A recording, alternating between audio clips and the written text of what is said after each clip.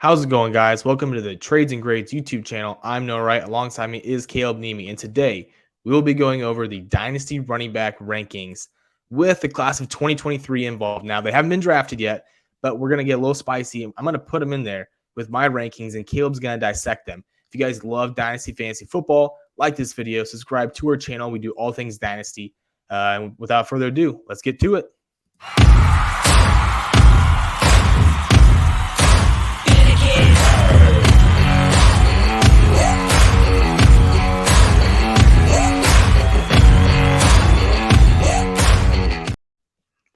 All right, so we went ahead and put a poll out there on our channel asking you guys, what should we do next? And resounding 2023 rookies came up. So this is kind of like a little mix between Dynasty and rookies. We're doing players that are already in the league, and we're doing guys who are coming up. So if you guys haven't joined our community, like I said, subscribe to this channel. We're always posting stuff. If you have any questions for Dynasty whatsoever, put them down here in the chat, guys. Put them in the comments, and we will answer any questions you guys have. So let's get to it. Dynasty running back rankings. All right. So we're going to go ahead and go in the top tier, which I would call priceless almost. Like the guys are almost unattainable. And so I said, there's a guy. His name's Bijan Robinson, and he's not too bad at football.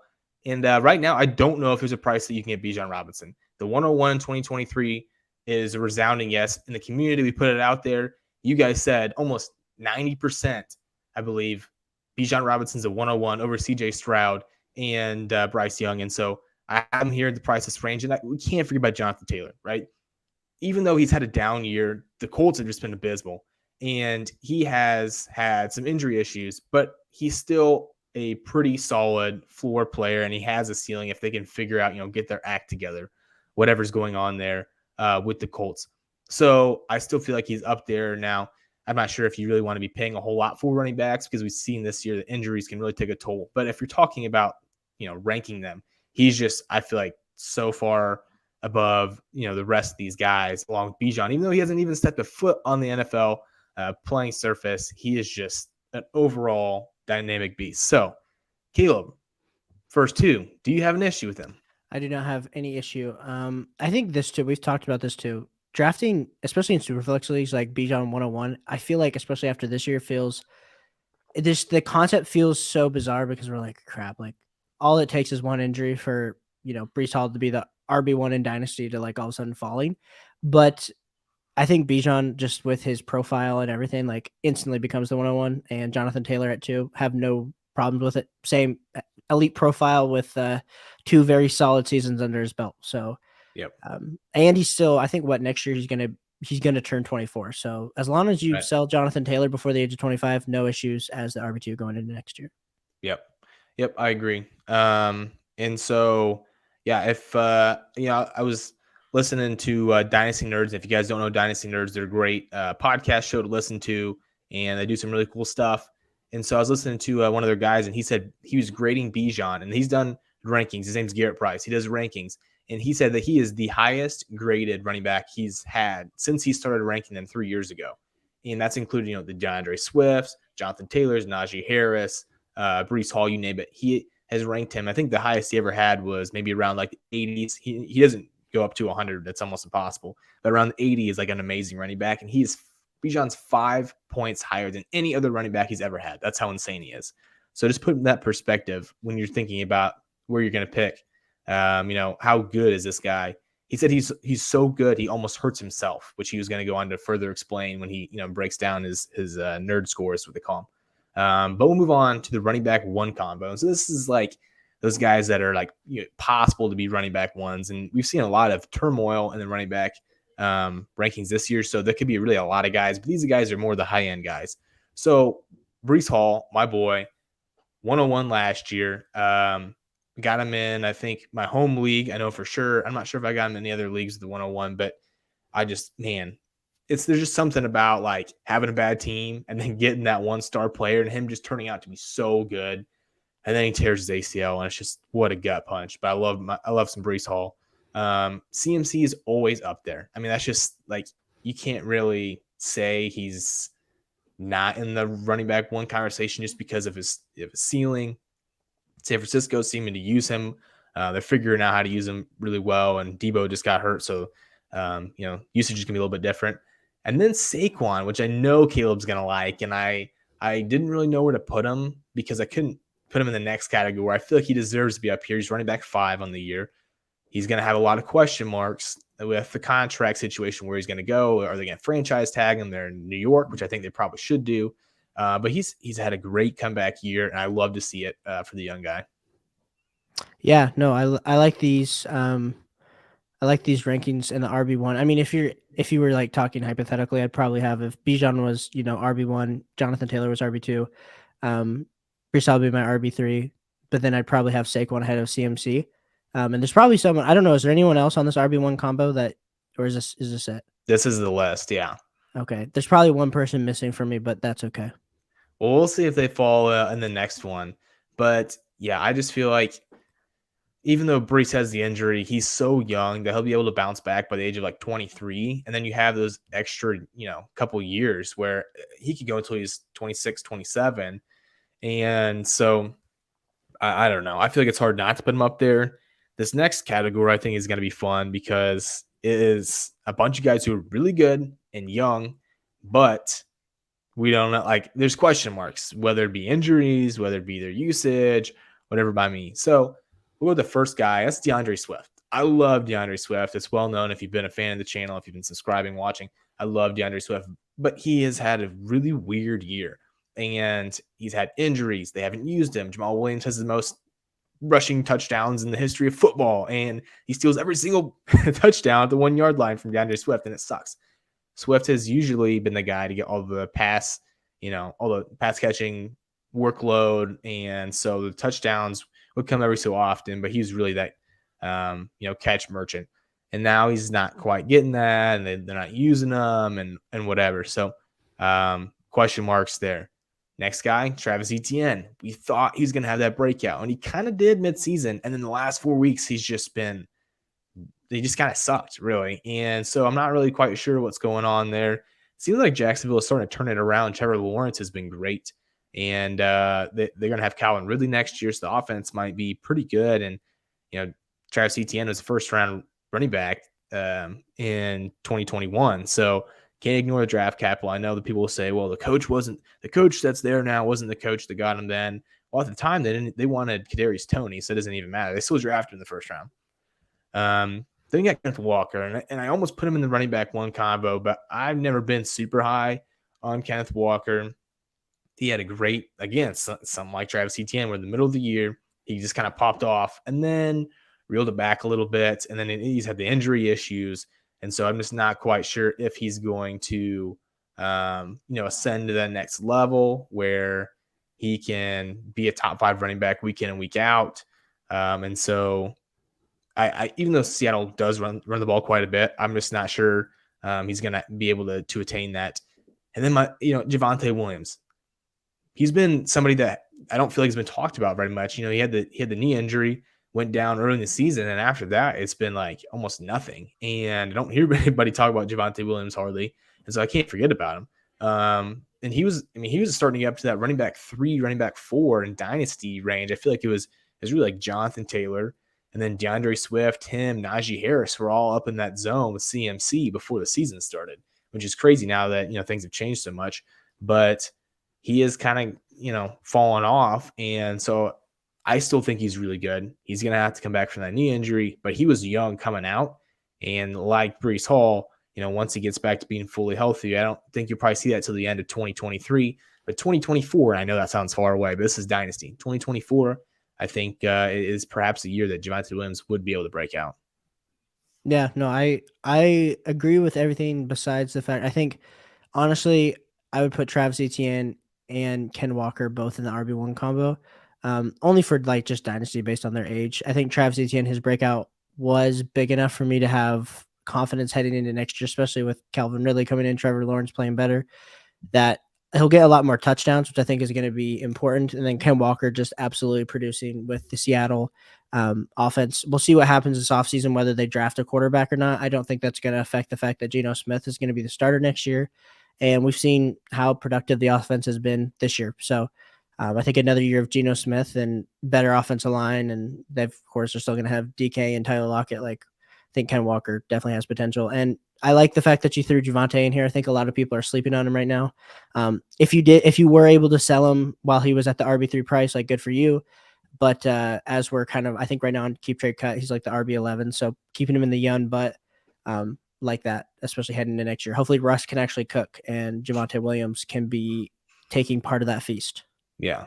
I mean, if Latavius Murray can be fantasy relevant, which he has the last like 4 weeks or so, he's been averaging in the double digits. If Latavius Murray can do that, Javonte Williams will 100% eat. So, I think that right now, if we were looking at a guy to buy low on, it is 100% Javonte Williams. And some owners might just be ready to cut bait with him because, they can't wait that long. And so I'd be interested to see, especially and I know this draft class is good. 23 is good. But you might be able to see what, messing around and see what you can get for Javonte Williams when picks are really high. If you get a couple extra picks and you're looking for a guy to help your squad out, Javonte Williams might be a nice little buy low. Moving on to I like this, a little frisky. It's like we don't really know. I'm not saying these guys are not worthy. And I just realized I forgot a guy as I'm thinking about this. But I'll mention them. But this is just something like I don't really know quite where to put them, but they're fun players. So we got Rhamondre Stevenson, who's just balling out this year. Love to see it. I got on Twitter. I was talking to the other day, interacting with. He called him the New England Kamara, which is something I had not heard, but I kind of like it. And he's not wrong. He's been a great pass catching back, and he's really ascended through these rankings. And I was kind of apprehensive, but I'm starting to catch on with the Rhamondre Stevenson. Tony Pollard, another guy that I don't know. I didn't feel like he was going to be able to be the guy there because of Zeke, and now he's going to have his contract. And I don't really like buying guys going into their second contracts, right? That's like when you want to sell them. I think you want to, if he gets a big contract and he goes somewhere that's good, I'm selling Tony Pollard just because, I just don't.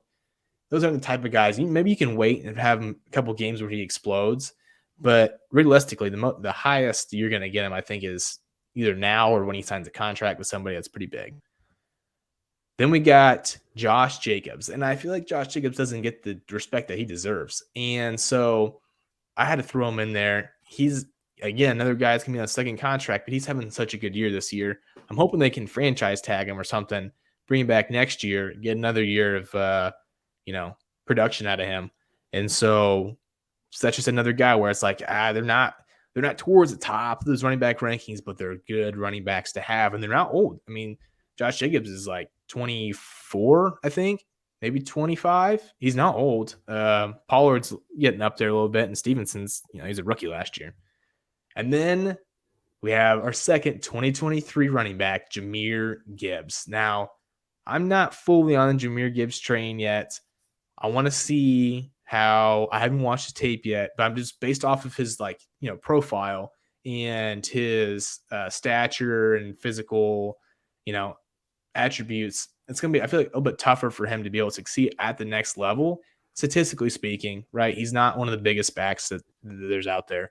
And so, he's been great for Alabama. He's great at Georgia Tech. He's a really good running back, probably running back 2 in this class. But I'm not quite sure yet. We'll see once the draft comes along and see where he goes. Well, I think I like this list for a multitude of reasons. Like Rhamondre Stevenson coming out of nowhere. Love that for his dynasty value. I didn't have a lot of shares, and especially like he was going in rookie drafts his rookie season, like late second, early third. Tony Pollard, it's been great to see him. He's got a lot more burst than Zeke. As an Ohio State fan, it's just embarrassing that Zeke is still like being defended by Jerry Jones. Like, we're going to run the ball through Zeke. And he gets like 4 yards a carry. And then they give the same exact play to Tony Pollard. And it's like 12 yards. You're like, wait a second. Josh Jacobs, greatest 5th round redraft pick in history. I guess if you got Cooper Kupp last year in the 5th round, I think he was going more 4th. But anyway, Josh Jacobs absolutely been killing it this year. I think the issue for me with these 3 is I just do not know what's happening with all of this influx of rookies coming in to the NFL draft on top of this huge free agent class. Especially when we're talking about Tony Pollard and Josh Jacobs, it gets me a little bit nervous about their dynasty value going forward. Even if Tony Pollard gets like a 2-year deal, let's say Tony Pollard gets a 2-year deal in Atlanta, but they draft like Sean Tucker or like a rookie, I'm still a little bit nervous about Tony Pollard going forward.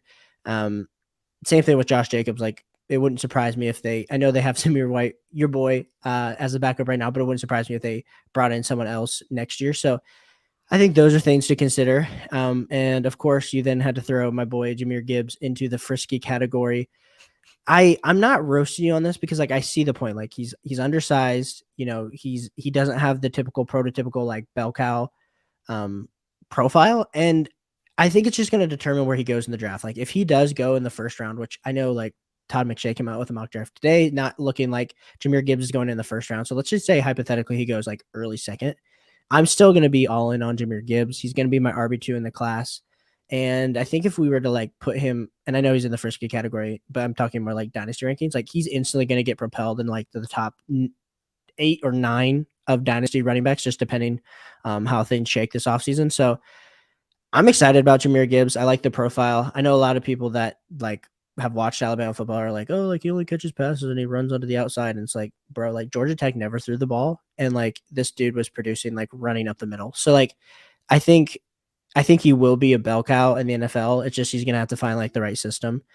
Like he kind of reminds me, and this is like a really bad example. I think I've like compared him to everything, but like a very souped up Chase Edmonds. Like Chase Edmonds had a crazy run there for a long time where he was like an RB1, like producing like crazy. Like Chase Edmonds, Kenyon Drake, like that's kind of like, but souped up, like the Lamborghini version. That's how I compare Jahmyr Gibbs.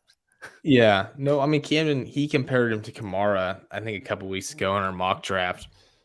And so I don't know if I'm ready to say that so much, but yeah, I think that maybe we'll see what he comes in at the combine. And like you said, like he's been able to get it done despite not being the biggest guy ever. And so like, I guess I can't be like super far off him, but at the same time, I just have to think like, what are statistically his odds of now they have him as of right now, I have him at 5'11", 201, right? And you want a guy to be more like 5'11 is good.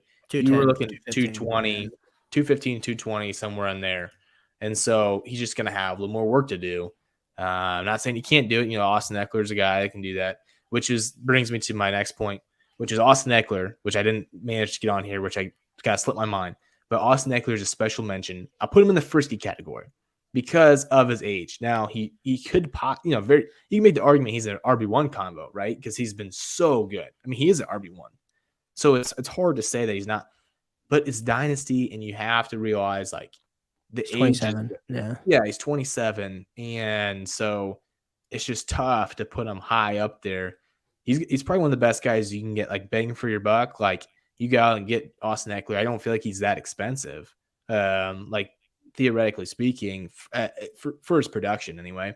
And so I've been kind of off him for the last 2 years, and he's had a great years. So, maybe it's a miss there, but I'd rather sell a year early than a year late, because a year early, you're getting running back one, stuff back. You're getting good draft picks. You sell them a year late. That's why I sold Kamara in a bunch of leagues. In fact, in the middle of the season, Kamara just had his 40-point game, and Travis Etienne hadn't done anything really. I flipped Kamara for Travis Etienne straight up. At the time, I was like, I don't know if I want to do that. Now it looks like a genius move, right? And it's those types of moves you got to make in the middle of the season. Even though you might not be quite sure about that, in Dynasty, running backs are just churned out all the time. And so you really just got to be looking to make that move to get younger. So we'll move on to the last one, which is watch out, right? This is kind of like, and I have another guy I want to put on there, but I couldn't cut out his face to put it in this thing. But this is more like they're not quite there yet, but like they might be pretty soon. Mm-hmm. And so we're just going to see like kind of how everything goes, but just like keep them on your radar, right? Zach Evans, number 3, guy coming out of Ole Miss, 2023 rookie. And it's going to depend, I think, quite a bit on his draft capital. There's a lot of these running backs that depend on draft capital. But as a pure runner, I think he's running back 3 in this class, over guys like Sean Tucker and Tank Bigsby and Zach Charbonnet and, you name it. Zach Evans, I think, is going to be running back 3. And I think he could give, personally, I think he could be running back 2, in my opinion. And we'll probably disagree on that as we go through that. But based on his just like, statistical, if we're looking at the odds of him being successful versus Jahmyr Gibbs, I think that he has a better chance personally. But we'll get into that further into the offseason. Number 2, Rachaad White. Now, this might be like a little bit of a hot take, but you've been able to see what he's been able to do down there in Tampa Bay. And Lenny's old, man. He signed a big contract, but he's old. And I'm telling you, like, running backs in Dynasty, they're getting churned out like none other. And Rachaad White might be the next guy. So I'm just saying, we have to watch out. And so the third guy who I didn't get to take a picture of and cut his face out was Tank Bigsby, another 2023 guy. Again, draft capital is kind of be important. I really like him. I think when he's slimmed down, he's been catching passes with Auburn. He's looked like a lot better runner, in my opinion, since he's lost weight over the offseason. And so once we in these, rookie breakdowns, we'll be able to talk more about it. But I really like Tank Bigsby. So hypothetically, which, I mean, all these guys are like, watch out. Like, I get it. And there's other people that we didn't mention that are also could fit into like the first key category to watch out. So hypothetically, I love Zach Evans. I agree with you. Right now he's my RB4. I have Sean Tucker above, but that's also my Sean Tucker bias. I saw a mock draft today with Zach Evans going in the 3rd round to like the Cardinals, which I think would be freaking amazing because he'd sit probably a year behind James Conner. James Conner finishes out his contract, something like that. Like, I think Zach Evans, high potential. But like when we're talking specifically about Rachaad White, like right now he's right next to Najee Harris in a lot of dynasty rankings. Do you prefer Rachaad White or Najee Harris? I think that seems asinine coming into the season. That seems insane. That we'd be saying that. Granted, I'm still going to take Najee Harris just because I'm like banking on like, I don't think Kenny Pickett's going to get any better, but I think the offense can get better. But I mean, Rachaad White's look good. He's looked real good. Yeah, no, that's a tough one. And it is crazy. And that's just another like point to prove. If you guys have been playing Dynasty Fantasy Football and you came into this season saying Najee Harris or Rachaad White, you're out of your mind because Rachaad White's a late 2nd, maybe early 3rd round pick in some leagues, depending on where you're at. And Najee's going for 2 first, probably minimum. And so now you're just like, well, which one would you rather have? Yeah, I agree with you. I think you have to go with a guy who's who had the draft capital, who proved he could be a top running back, and he is pretty much volume related for Najee. He doesn't do anything spectacular on the ground, but he's been proven that he can do that. I think he was hurt a lot early in this year. He's continued to struggle with hurt. Their offensive line is horrible, and he's not the type of guy that's going to be able to produce with a bad offensive line.